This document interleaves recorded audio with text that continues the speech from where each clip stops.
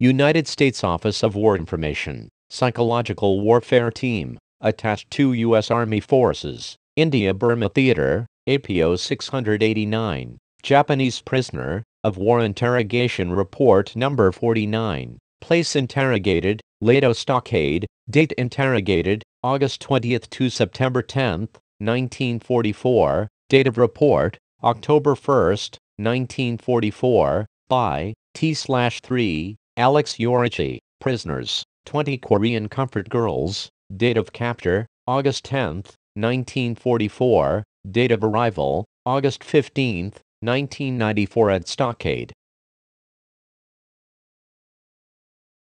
Preface. This report is based on the information obtained from the interrogation of 20 Korean comfort girls and 2 Japanese civilians captured around the 10th of August, 1944 in the mopping-up operations after the fall of Myitkyina in Burma. The report shows how the Japanese recruited these Korean comfort girls, the conditions under which they lived and worked, their relations with and reaction to the Japanese soldier, and their understanding of the military situation. A comfort girl is nothing more than a prostitute or professional camp follower attached to the Japanese army for the benefit of the soldiers. The word comfort girl is peculiar to the Japanese. Other reports show the comfort girls have been found wherever it was necessary for the Japanese army to fight. This report, however, deals only with the Korean comfort girls recruited by the Japanese and attached to their army in Burma. The Japanese are reported to have shipped some 703 of these girls to Burma in 1942.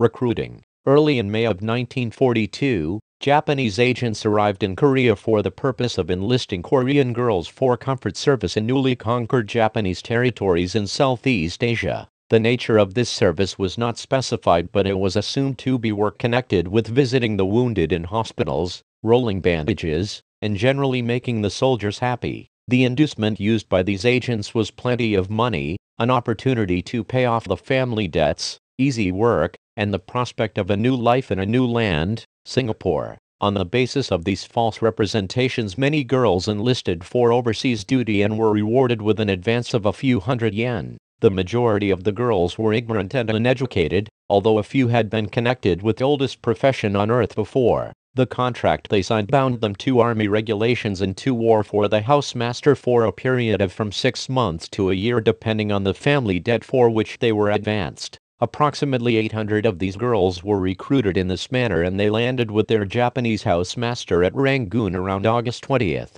1942. They came in groups of from 8 to 22. From here they were distributed to various parts of Burma, usually to fair-sized towns near Japanese army camps. Eventually 4 of these units reached the Myitkyina. They were Kyoe, Kinsu, Bakashinro, and Mamoya. The Kyoe house was called the Maruyama Club, but was changed when the girls reached Myitkyina, as Colonel Maruyama, commander of the garrison at Myitkyina, objected to the similarity to his name. Personality. The interrogations show the average Korean comfort girl to be about 25 years old, uneducated, childish, and selfish. She is not pretty either by Japanese of Caucasian standards. She is inclined to be egotistical and likes to talk about herself. Her attitude in front of strangers is quiet and demure, but she knows the wiles of a woman. She claims to dislike her profession and would rather not talk either about it or her family. Because of the kind treatment she received as a prisoner from American soldiers at Myitkyina and Lado, she feels that they are more emotional than Japanese soldiers. She is afraid of Chinese and Indian troops.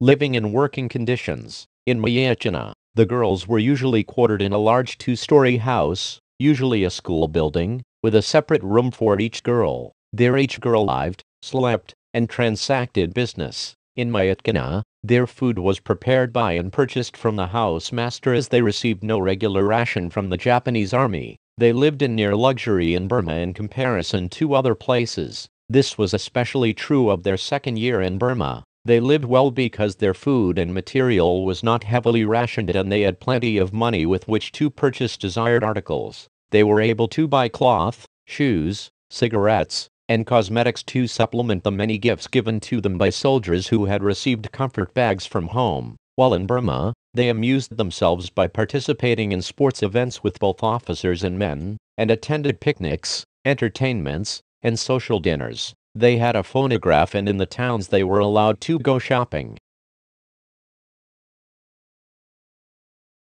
Prior system. The conditions under which they transacted business were regulated by the army, and in congested areas, regulations were strictly enforced. The army found it necessary in congested areas to install a system of prices, priorities, and schedules for the various units operating in a particular areas according to interrogations. The average system was as follows. 1. Soldiers, 10 a.m. to 5 p.m., 1.50 yen, 22:30 minutes. 2. NCOs, 5 p.m. to 9 p.m., 3.00 yen, 32:40 minutes.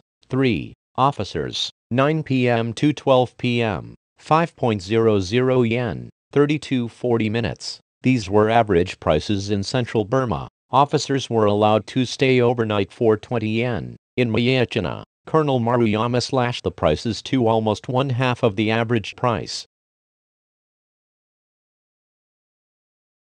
Schedules. The soldiers often complained about congestion in the houses. In many situations, they were not served and had to leave as the army was very strict about overstaying. In order to overcome this problem, the army set aside certain days for certain units. Usually 2 men from the unit for the day were stationed at the house to identify soldiers. A roving MP was also on hand to keep order. Following is the schedule used by the Kyoe House for the various units of the 18th Division while at Namayo. Sunday, 18th Division Headquarters Staff. Monday, Cavalry. Tuesday, Engineers. Wednesday, day off and weekly physical exam. Thursday, Medics. Friday, Mountain Artillery. Saturday, Transport. Officers were allowed to come 7 nights a week. The girls complained that even with the schedule, congestion was so great that they could not care for all guests, thus causing ill feeling among many of the soldiers. Soldiers would come to the house, pay the price and get tickets of cardboard about 2 inches square with the prior on the left side and the name of the house on the other side. Each soldier's identity or rank was then established, after which he took his turn in line. The girls were allowed the prerogative of refusing a customer. This was often done if the person were too drunk. Pay and living conditions. The house master received 50 to 60% of the girl's gross earnings depending on how much of a debt each girl had incurred when she signed her contract. This meant that in an average month the girl would gross about 1,500 yen. She turned over 750 to the master. Many masters made life very difficult for the girls by charging them high prices for food and other articles. In the latter part of 1943, the army issued orders that certain girls who had paid their debt could return home. Some of the girls were thus allowed to return to Korea. The interrogations further show that the health of these girls was good. They were well supplied with all types of contraceptives, and often soldiers would bring their own which had been supplied by the army. They were well trained in looking after both themselves and customers in the matter of hygiene. A regular Japanese army doctor visited the houses once a week, and any girl found diseased was given treatment, secluded, and eventually sent to a hospital. This same procedure was carried on within the ranks of the army itself, but it is interesting to note that a soldier did not lose pay during the period he was confined.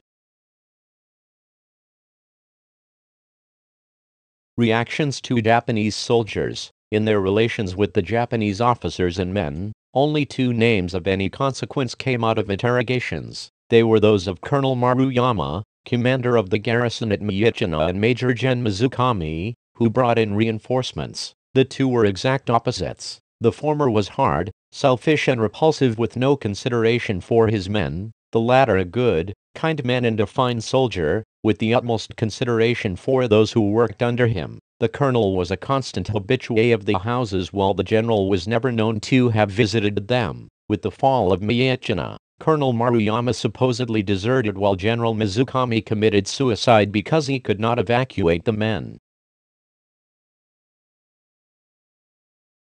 Soldiers' reactions. The average Japanese soldier is embarrassed about being seen in a comfort house, according to one of the girls, who said, "When the place is packed he is apt to be ashamed if he has to wait in line for his turn." However, there were numerous instances of proposals of marriage, and in certain cases marriages actually took place. All the girls agreed that the worst officers and men who came to see them were those who were drunk and leaving for the front the following day. But all likewise agreed that even though very drunk, the Japanese soldier never discussed military matters or secrets with them. Though the girls might start the conversation about some military matter, the officer or enlisted man would not talk, but would in fact scold us for discussing such unladylike subjects. Even Colonel Maruyama, when drunk, would never discuss such matters. The soldiers would often express how much they enjoyed receiving magazines, letters and newspapers from home. They also mentioned the receipt of comfort bags filled with canned goods, magazines, soap, handkerchiefs, toothbrush, miniature doll, lipstick, and wooden clothes. The lipstick and cloths were feminine, and the girls couldn't understand why the people at home were sending such articles. They speculated that the sender could only have had themselves or the native girls.